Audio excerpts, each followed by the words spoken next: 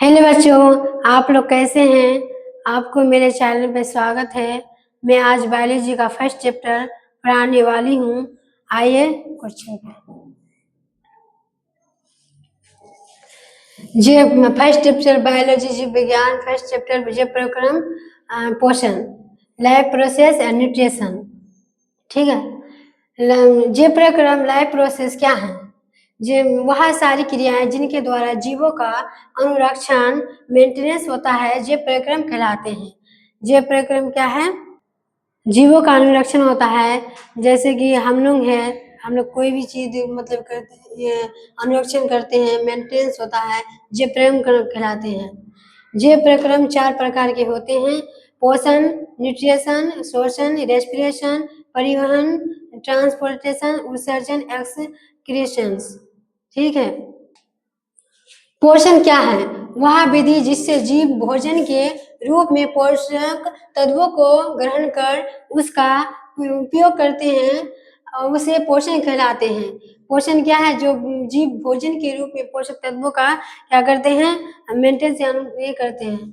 पोषण की विधियां: जीवों में पोषण मुख्यतः 2 विधियों द्वारा होता है: शोषण, परपोषण। जीवों में पोषण 2 विधियां होते हैं, जैसे पहला शोषण होते हैं, दूसरा नंबर परपोषण होते हैं। स्वपोषण क्या है? ऐसे जीव जो भोजन के लिए अन्य जीवों पर निर्भर न रहकर अपना भोजन स्वयं संचालित करते हैं, स्वपोषी या ऑटोट्रोफ्स कहलाते हैं। ठीक है।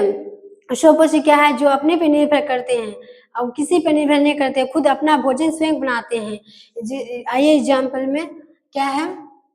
सभी हरे पौधे, नील हरित शैवाल, साइनोबैक्टीरिया। सभी हरे पौधे क्या हैं? जो अपना खुद से भोजन प्राप्त करते हैं। साइनोबैक्टीरिया है और हरित लवक हैं। ठीक है। और शैवाल भी हैं। प्रकाश संश्लेषण के आवश्यक घटक क्या क्या हैं? प्रकाश संश्लेषण जो हम लोग पढ़ने जा रहे हैं तो उसके आवश्यक घटक क्या क्या हैं? आइए पढ़ते हैं। प्रकाश संश्लेषण का आवश्यक घटक निम्नलिखित हैं। पहला नंबर सूर्य का प्रकाश या धूप, दूसरा नंबर क्लोरोफिल, तीसरा नंबर कार्बन डाइऑक्साइड और चौथा नंबर जल। हाँ। प्रकाश संश्लेषण का आवश्यक घटक निम्नलिखित है। तो पौधों का जो ये नहीं होता खाना बनाते हैं तो प्रकाश संश्लेषण अति आवश्यक है। जब हम लोग खाना बनाते हैं तो उसको सूर्य का प्रकाश या धूप लगना भी जरूरी है। क्लोरोफिल, कार्बन डाइऑक्साइड, जल, ये चारों आवश्यक है प्रकाश संश्लेषण में। नेक्स्ट, प्रयोग द्वारा दर्शन की प्रकाश संश्लेषण के लिए कार्बन डाइऑक्साइड अनिवार्य है। हम लोग अब क्या करते हैं? प्रयोग द्वारा संश्लेषण के लिए कार्बन अनिवार्य है। आंसर: प्रयोग: एक गमले में लगे लंबी पत्ती वाले पौधे की जांच 6 दिनों तक अंधेरे बंद कमरे में रखकर इसकी पत्तियों को मंद रहित करें। मंद रहित करते हैं हम। ठीक है। और अब चौड़े मुंह वाली कांच की एक बोतल थोड़ा शांत पोटेशियम हाइड्रोक्साइड घोल ले और कोकरी को बीचों बीच काट कर एक पट्टी का आधा भाग अंदर रखकर जोड़ों को वैसलीन से वायुरुद्ध एयर टाइट बनाए तथा इस उपकरण को 2-3 घंटा तक धूप में छोड़ दे। अब उक्त पत्ती को तोड़कर गर्म जल में उबालकर अल्कोहल या स्पिरिट में डालकर जल उष्मक द्वारा अल्कोहल को उबाले। तब देखेंगे कि क्लोरोफिल घुलने से अल्कोहल हरा हो जाता है। क्या घुलने से अल्कोहल हरा हो जाता है और पत्ती पीली या सफेद पड़ जाते हैं। अब पत्ती को जल से धोकर पेटी डिश के तनु आयोडीन घोल में डालते हैं तो बोतल से बाहर वाला भाग गहरा नीला हो जाता है। जब हम पेटी डिश जैसे कि एक पेट्रोल डालते हैं तो अंदर वाला भाग क्या होता है? गहरा हो जाता है, क्योंकि बोतल के बाहर वायु में कार्बन डाइऑक्साइड मौजूद है। बोतल के बाहर क्या है? कार्बन डाइऑक्साइड मौजूद होते हैं बाहर में। ठीक है। जिससे प्रकाश संश्लेषण द्वारा स्टार्च बना, जबकि बोतल के अंदर स्थित पत्ती का भाग रंगहीन ही रह जाता है, क्योंकि बोतल के अंदर मौजूद शांत पोटेशियम हाइड्रोक्साइड को घोल कार्बन डाइऑक्साइड को अवशोषित कर लेता है, जिससे पत्ती के अंदर वाले भाग को प्रकाश संश्लेषण द्वारा स्टार्च नहीं बना तथा इस प्रयोग से स्पष्ट होता है कि प्रकाश संश्लेषण के लिए कार्बन डाइऑक्साइड अनिवार्य है। आप लोग क्या समझते हैं? एक हम क्या लेंगे, गमले में लेंगे, गमले लेंगे, लंबी पत्ती वाले पौधों को लेंगे, फिर 6 दिनों तक अंधेरे बंद कमरे में क्या करेंगे, ढक के रख देंगे। रखने के बाद क्या करेंगे, अब इसे चौड़े मुंह वाले कांच की एक बोतल थोड़ा शांत पोटेशियम हाइड्रोक्साइड लेंगे, पोटेशियम थोड़ा लेंगे। इसके बाद क्या लेंगे, कोक बीचों बीच काट कर उसकी पोटेशियम हाइड्रोक्साइड कोक बीचों बीच काट कर, ठीक है, बनाएंगे। एक पट्टी आधा अंदर रखकर जोड़ों को वैसलीन के जरिए रुद्ध करेंगे, ठीक है। क्लोरोफिल घुलने से अल्कोहल हरा हो जाता है और पत्ती पीली या सफेद पड़ जाता है। पत्ती क्या पड़ जाते हैं, सफेद या पीली पड़ जाते हैं। क्यों पड़ जाते हैं? पोटेशियम हाइड्रोक्साइड शांत जल उसमें डुबो के रखे थे, ठीक है। क्लोरोफिल घुलने से अल्कोहल धारा हो जाता है और पत्ती पीली या सफेद पड़ जाते हैं, ठीक है। अमीबा में पोषण कैसे होते हैं? दूसरा क्वेश्चन है ये, अमीबा में पोषण कैसे होते हैं? आइए हम लोग बताते हैं अमीबा में कैसे पोषण होते हैं। अमीबा एक मृत जलीय एक कोशीय अनिश्चित आकार वाला प्राणी सम कोशीय जीव है। अमीबा क्या है? एक अनिश्चित आकार का एक कोशीय जीव है, ठीक है, जिसका आकार कुटपाद बनने बिगड़ने के कारण बदलता है। जिसका आकार क्या है, अमीबा का कोई निश्चित है ही नहीं, वो क्या करते हैं, उसका आकार अनिश्चित है, वो बदलते रहते हैं कुटपाद के द्वारा। और एक उत्पाद से भोजन पकड़ते हैं जिसको शीरे आपस में जुड़कर रसधानी बनाते हैं, जिसमें भोजन के साथ एक बूंद जल भी होते हैं। जल भी क्या होते हैं, इसके भोजन के साथ एक जल भी होते हैं। अमीबा में पोषण के क्या क्या चरण है? अमीबा में क्या है, पोषण के क्या क्या चरण है, आइए हम लोग बताते हैं। अमीबा में पोषण के निम्न चरण है। अमीबा में पोषण के कितने निम्न चरण है? अंतग्रहण है, पाचन है, अवशोषण है, स्वागीकरण है, बहिष्करण है। ये कितने हैं? 5 है। अमीबा में पोषण के निम्नलिखित 5 चरण है, ठीक है। पैरामीशियम क्या है? अब दूसरा क्वेश्चन है, पैरामीशियम क्या है? पैरामीशियम एक कोशीय तथा चप्पल के आकार वाला जलीय प्रोटोजोआ है जिसमें प्राणी संपोषण होता है। जैसे पैरामीशियम क्या है, तो पैरामीशियम एक कोशीय तथा पैरामीशियम एक कोशीय तथा चप्पल के आकार वाला जलीय है। एक जल मतलब होते हैं, चप्पल के आकार का होते हैं, ठीक है। चप्पल के आकार वाला जलीय प्रोटोजोआ है, एक प्रोटोजोआ है ये पैरामीशियम, जिसमें प्राणी संपोषण होते हैं। क्या होते हैं? जिसमें प्राणी संपोषण होते हैं। इसके शरीर में मौजूद बाल जैसी रचना सिलिया कहलाती है। सिलियरी गति द्वारा भोजन कणों को इसके मुख गुहा में पहुंचाता है, ठीक है। ये क्या है? इसके शरीर में मौजूद बाल जैसी रचना होती है, पैरामीशियम, ठीक है। पैरामीशियम में क्या होते हैं? बाल जैसी एक रचना होती है, और क्या होते हैं, जैसी रचना सिलिया कहलाती है। इसकी पैरामीशियम की रचना सिलिया कहलाती है, ठीक है। सिलियरी गति द्वारा भोजन कणों को इसके मुख गुहा में पहुंचाता है। सिलियरी क्या है? सिलियरी गति है ना, सिलियरी गति भोजन द्वारा उसके मुख गुहा में पहुंचाता है। मानव पाचन तंत्र का नामांकित चित्र खींचे एवं भोजन की पाचन प्रक्रिया का वर्णन करें। ये 2018 में पूछा है, प्रीवियस क्वेश्चन में पूछा है, ये 2019 में भी पूछा है, 2021 में भी पूछा है, 2023 में पूछा है। सबसे मोस्ट वीवीआई ये क्वेश्चन है, मोस्ट वीवीआई क्वेश्चन है। लिख लीजिए आप लोग बच्चों आंसर। मानव पाचन तंत्र का नामांकित चित्र है। ये क्या है? मानव पाचन तंत्र का नामांकित एक चित्र है, ठीक है। मानव पाचन तंत्र एक जटिल प्राणी है। मानव क्या है? मानव का पाचन तंत्र क्या है? एक जटिल एक प्रणाली है, ठीक है, जो भोजन को पचाने और पोषक तत्वों को अवशोषित करने का कार्य करती है, ठीक है। जो भोजन को पचाने और पोषक तत्वों को अवशोषित करने का कार्य करती है। मानव का पाचन तंत्र कितना इंपॉर्टेंट है, मानव का पाचन तंत्र। इसका, ठीक है, इसका आरंभ मुख से होता है। जहाँ दांत और जीभ भोजन को चबाते हैं और उसे छोटे टुकड़ों में तोड़ते हैं। इसका आरंभ क्या किससे होते हैं? मुंह से होते हैं और दांत और जीभ भोजन भोजन से चबाते हैं। जैसे हम मान लेते हैं एग्जाम्पल में, कोई रोटी का हम टुकड़ा माने मुंह में दिए, ठीक है, और जीभ और दांत से क्या करते हैं? चिबाते हैं। चिबाने के बाद मुंह से हमारे अमाशय में जाते हैं, डायरेक्ट अमाशय में जाते हैं, तो और उसे छोटे टुकड़ों में उस रोटी के छोटे टुकड़ों में क्या करते हैं? कन्वर्ट करते हैं, ठीक है, और उसे छोटे टुकड़ों में तोड़ते हैं। इसके बाद भोजन ग्रसनली और ग्रासनली के माध्यम से अमाशय में पहुंचता है। ग्रसनली और ग्रासनली में अमाशय के माध्यम में पहुंचता है हमारे इसमें अमाशय में। अमाशय में भोजन पर पाचन रस का प्रभाव होता है। अमाशय में किस पाचन रस का क्या होते हैं? प्रभाव होते हैं, जिससे यह और भी छोटे कणों में टूटता है। और भी यहाँ छोटी कणों में, जैसे रोटी का हम टुकड़ा खाया तो उसमें और भी छोटे टुकड़े में टूटते हैं। इसके बाद यह छोटी आंत में जाता है, जहां पित्त और अग्नाशय का रस मिलकर पोषक तत्वों का अवशोषण करते हैं। क्या करते हैं? जहां पित्त और अग्नाशय का रस मिलकर पोषक तत्वों का अवशोषण करते हैं, ठीक है। अंत में अवशिष्ट पदार्थ बड़ी आंत में पहुंचता है, जहां से जल का अवशोषण होता है और शेष पदार्थ मल के रूप में बाहर निकलते हैं, ठीक है। जहां से हम कोई भी चीज हम लोग खाते हैं तो पूरा अवशिष्ट पदार्थ अमाशय में जाते हैं और मल के रूप में वो बाहर आ जाते हैं। ये क्या है? मानव पाचन तंत्र का नमक चित्र है।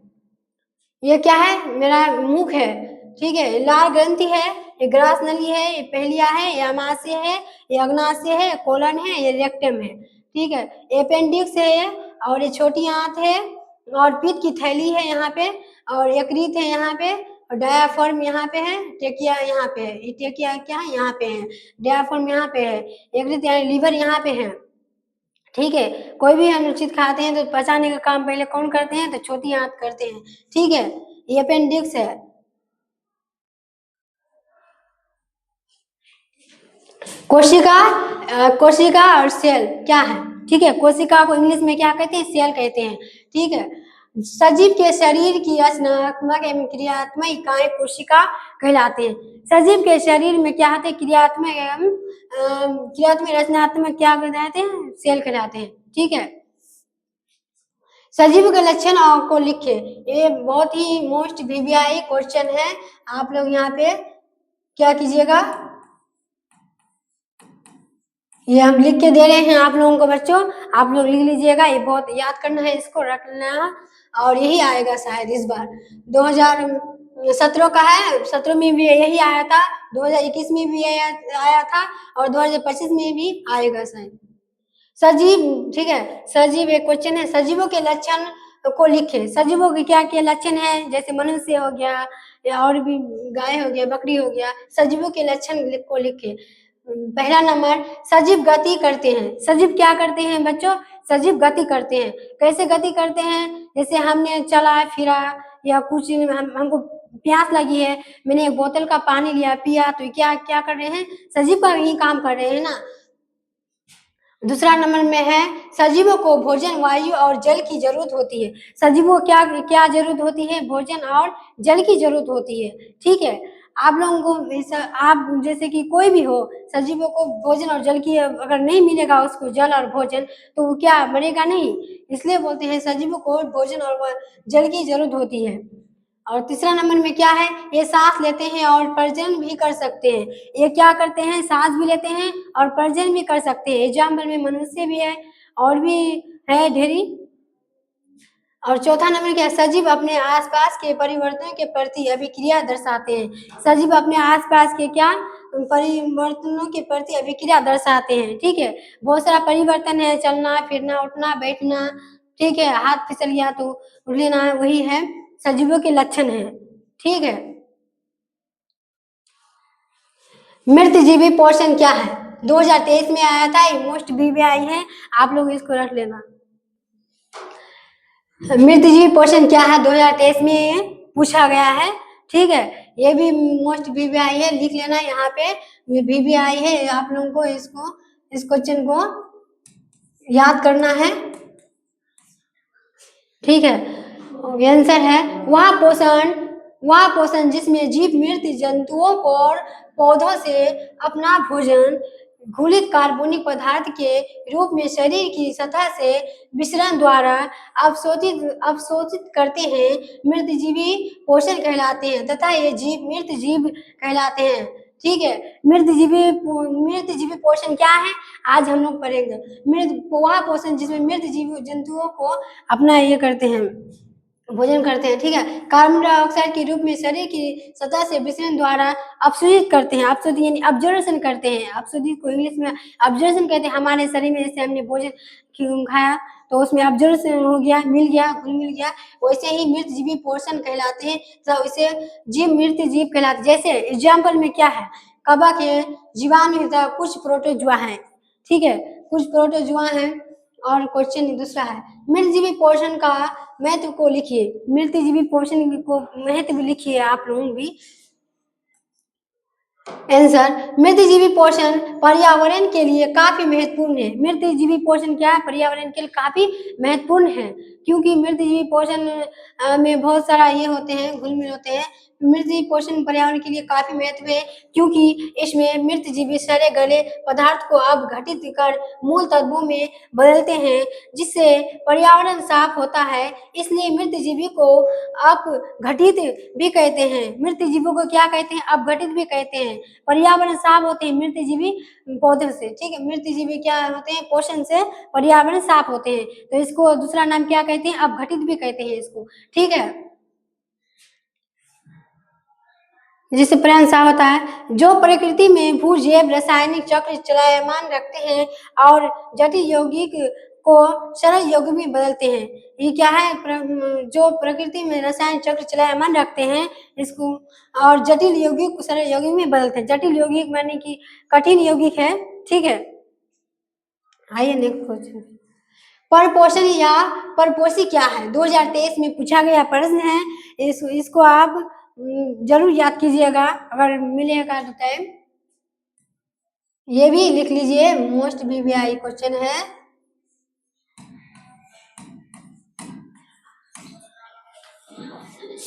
ठीक है, ये जीव जो अपना भोजन अन्य प्राणियों से प्राप्त करते हैं परपोषी कहलाते हैं, जैसे जंतु एवं आहारित पादप कवक। ठीक है, परपोषण या परपोषी क्या है आज हम पढ़ेंगे। परपोषी तो परपोषी जो अपने पर निर्भर नहीं होते हैं, दूसरे पर निर्भर होते हैं, इसको इंग्लिश में हेटेरोट्रोप्स कहते हैं। ठीक है, जैसे जंतु आहारित पादप कवक होंगे। पर परपोषण मुख्यतः 3 प्रकार के होते हैं। परपोषण कितने प्रकार के होते हैं बच्चों, तो परपोषण 3 प्रकार के होते हैं। ठीक है, पहला मृतजीवी पोषण, दूसरा परजीवी पोषण, तीसरा प्राणी संपोषण। ठीक है, क्वेश्चन है 2018 में पूछा गया है ये क्वेश्चन, और 2020 में भी पूछा गया है, तो आप लोगों को इसमें ज्यादा फोकस करना है। ठीक है, ये 2018 में पूछा है, 20 में भी पूछा गया है। वहां पर एक क्रिया है जिसमें हरे पौधे धूप में क्लोरोफिल की सहायता से सरल कार्बनिक अणुओं को कार्बन डाइऑक्साइड एवं जल भी कहते हैं, हाइड्रोजन ऑक्साइड भी कहते हैं इसको, जो जटिल कार्बनिक अणु C6H12O6 के रूप में पादप कोशिका में स्थिर करता है। यह क्रिया प्रकाश संश्लेषण कहलाते हैं। इसका समीकरण निम्नलिखित है। ठीक है, मतलब प्रकाश संश्लेषण फोटोसिंथेसिस क्या है उसका ये पूरा डिटेल आंसर है। ठीक है, वहां पर जो हरे पौधे हैं ना, धूप में जो लेते हैं क्लोरोफिल के सहायता से ही लेते हैं, सरल कार्बनिक अणु को कार्बन डाइऑक्साइड जल को जटिल कार्बनिक में बनाते हैं, यह भी क्रिया है। ठीक है, ये समीकरण है, समीकरण है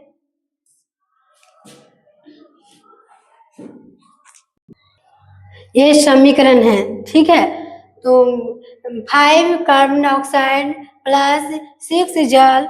ठीक है, सूर्य प्रकाश से ऊपर में क्लोरोफिल है, तो यहाँ पे क्या C6H12O6 प्लस 6O2 यानी ऑक्सीजन। ये समीकरण है, आप लोग लिख लीजिए, ये समीकरण है सूर्य प्रकाश का।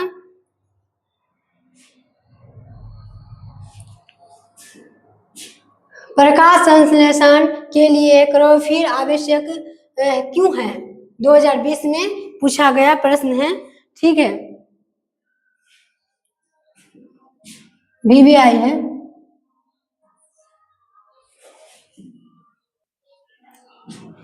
प्रकाश संश्लेषण के लिए क्लोरोफिल आवश्यक क्यों है? ठीक है, एक क्वेश्चन है, तो आंसर है क्रोटन या कोलियस को एक पत्ती तोड़कर इसकी हरी और सफेद पत्तियों को रेखांकित करें तथा पत्तों को जल में उबालकर अल्कोहल या स्पिरिट में डुबाकर जल ऊष्मक द्वारा उबालें, जिसमें अल्कोहल हरी हो जाती है, ठीक है। क्रोटन या कोलियस एक पत्ती तोड़कर, इसकी पत्ती को तोड़कर हम उसमें क्या करेंगे, हरी और सफेद पत्तियों को रेखांकित करेंगे, हरी और सफेद पत्तियों को क्या करेंगे, रेखांकित करेंगे, ठीक है। और उसमें अल्कोहल उबाल कर अल्कोहल या स्पिरिट में डुबाकर जल ऊष्मक द्वारा उबालें, जिसमें अल्कोहल हरी हो जाती है, अल्कोहल क्या हो जाती है, हरी हो जाती है, तथा क्लोरोफिल धुलने से पत्ती पीली सफेद पड़ जाती है। क्लोरोफिल घुलने से क्या होती है, पीली या सफेद पड़ जाती है, ठीक है। अब इसे ठंडा कर पट्टी को साफ जल से धोकर पेटी डिश में रख आयोडीन के तनु घोल में डुबाते हैं, आयोडीन के तनु में घोल में डुबाते हैं, तो पत्ती का हरी चित्तियों वाला भाग गहरा नीला हो जाता है, क्योंकि हरे भाग में क्लोरोफिल की उपस्थिति में प्रकाश संश्लेषण द्वारा स्टार्च बना, जबकि सफेद चित्ती वाला भाग सफेद ही रहती है, क्या रहती है, पत्ती का हरी चित्ती वाला भाग गहरा नीला हो जाता है, नीला हो जाता है, क्योंकि हरे भाग में क्लोरोफिल की उपस्थिति में प्रकाश संश्लेषण द्वारा स्टार्च बना जाता है, जबकि सफेद चित्ती वाला भाग सफेद ही रहते हैं, क्योंकि क्लोरोफिल की अनुपस्थिति के कारण प्रकाश संश्लेषण नहीं हुआ तथा स्टार्च नहीं बना। अतः इससे स्पष्ट हो जाता है कि प्रकाश संश्लेषण की क्रिया के लिए क्लोरोफिल का होना अनिवार्य है। प्रकाश संश्लेषण के लिए आवश्यक है क्या, क्लोरोफिल का होना अति आवश्यक है। सबसे ज्यादा क्लोरोफिल का होना आवश्यक नहीं तो क्या होंगे, प्रकाश संश्लेषण नहीं होंगे।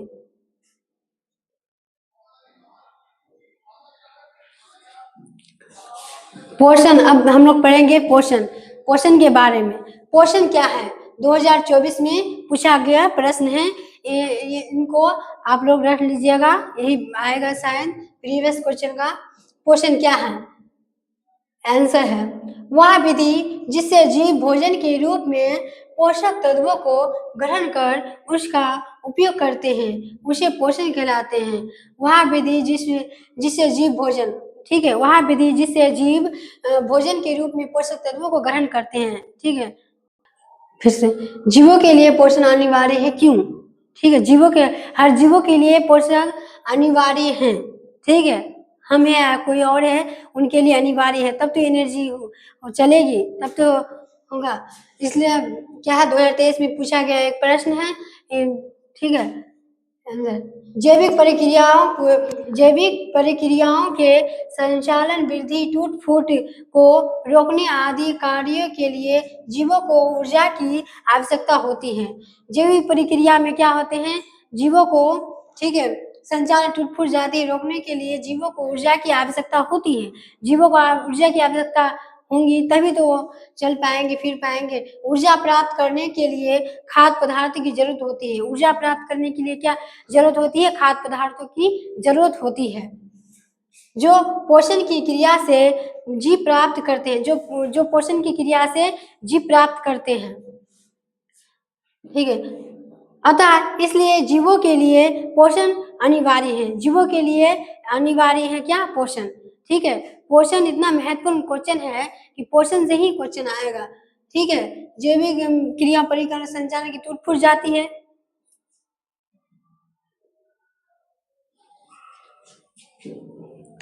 अब क्वेश्चन दूसरा है, स्वयं पोषी पोषण तथा विषम पोषी पोषण में क्या अंतर है। 2019 में भी पूछा गया है, 2022 में भी पूछा गया है। ठीक है, ये प्रीवियस क्वेश्चन का है, इसको भी आप लोग रिवीजन कीजिएगा। उत्तर है स्वयंपोषी पोषण।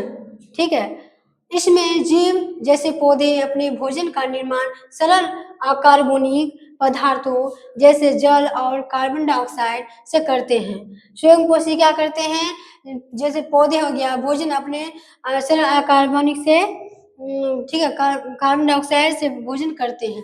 ये प्रकाश संश्लेषण की प्रक्रिया का उपयोग करते हैं, ये प्रकाश संश्लेषण की क्रिया का उपयोग करते हैं,